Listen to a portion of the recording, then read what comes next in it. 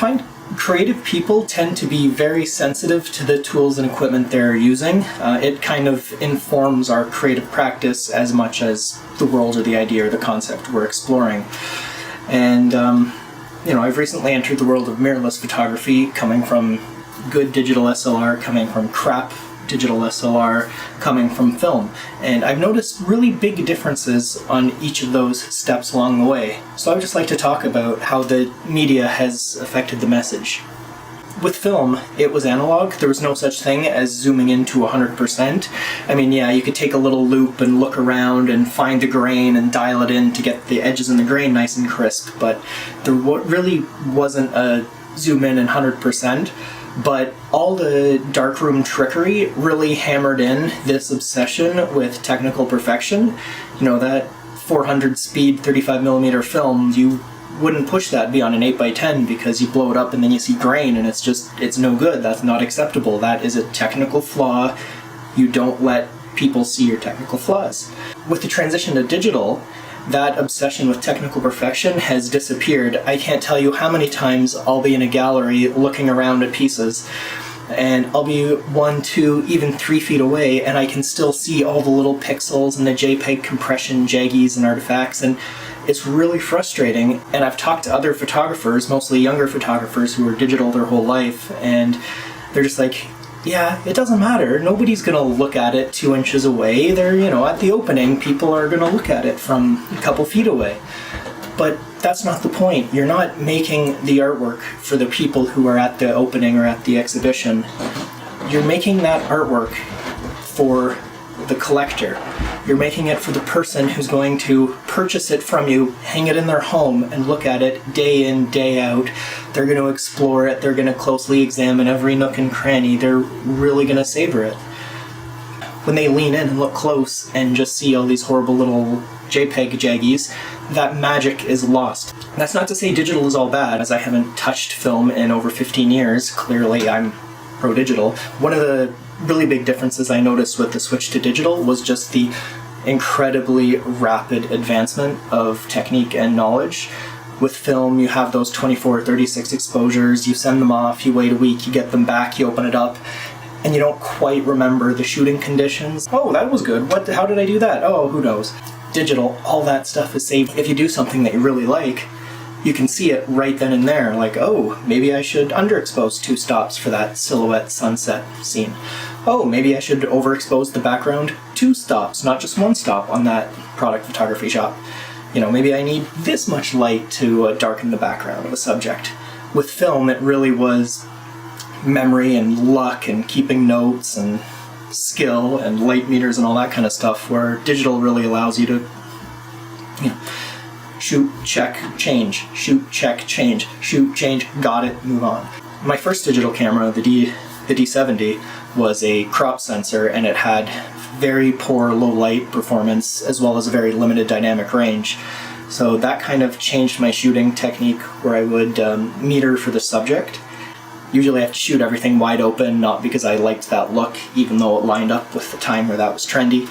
I did that because it was the only way to get the shots I needed to get enough light to hit that crappy sensor. Moving to the D600, first of all, it was full frame, so suddenly I could have that same depth of field but on a wider view.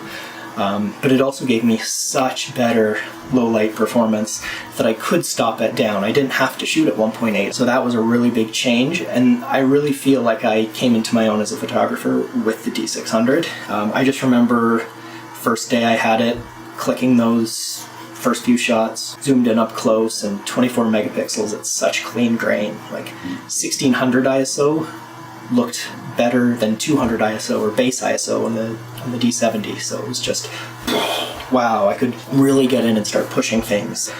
With mirrorless, I find that learning process, especially for gear review, has accelerated considerably. I don't know why, but when I'm looking through an optical viewfinder, I'm not seeing exactly what's there. I'm seeing it's different. Or with the EVF, you can, like, the quality of the bokeh. If you've got a little bit of dust in there, you'll get those little dark spots on the little out of focus specks. That you don't see all that with an optical viewfinder, but you do see it all with the EVF. So that's really exciting. But even other things like being able to have that histogram in the bottom corner, I know exposing to the right is how you're typically told to do it, to try to get it as bright as you can without highlights, so then you can push it back and kill the noise. And I know there's dynamic range that real life is often wider than what a camera sensor can do.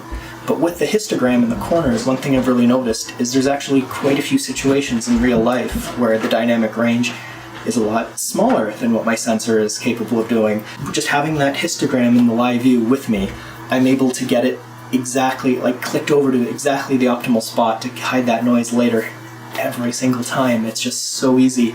It just makes it so much easier to read the light of a scene and know what I'm going to need to do to make it work. With metering and with the DSLR, it was a little more mental work that you had to kind of put it all together, where this way you can see it, feel it right in front of you. Also, things like lens sharpness, corner sharpness. When you can zoom into 200%, it's like pixel peeping in real life while you're in the process of shooting. And I know for some people that might sound terrible, but it's really handy. Like when you have this incredibly sharp lens and you suddenly put a filter on it, you can see that softening right away. You can really tell as you're playing with the aperture on some adapted glass exactly when you've opened it up too much and are going to get disappointing results because it gets a little smeary. You just can't see that as well with the optical viewfinder. Lenses and filters that I've had for 10 years, I've gotten to know them better in the last 2 weeks than I have in the 10 years before that. That's how much this mirrorless system is working. And it really, I think, makes it clear in my mind why Nikon decided to play it so safe and release the 3 boring lenses they did on launch. Because when you're looking through that EVF, every single flaw is magnified. There's no room for imperfections, so having this lens where it just looks perfect everywhere is, I didn't realize that until I put some other lens on it and saw just how bad they used to be. I'm curious to see where photography will go next. I have a feeling we're getting to a point where optics and sensors have kind of gotten to their limit. The last 6 years have been very diminishing returns. How many cameras have been released since my D600, and this is the first one that's been worthwhile to upgrade, and even then the image quality is pretty similar. It's all software, so I really feel like we're entering a stage where computational photography will be the real future. So this might be the last sort of real purist camera I ever buy. I have a feeling by the time the next one comes out in probably 6 to 10 years will be the next time I upgrade. I suspect the landscape will look vastly different than it does today, but who knows.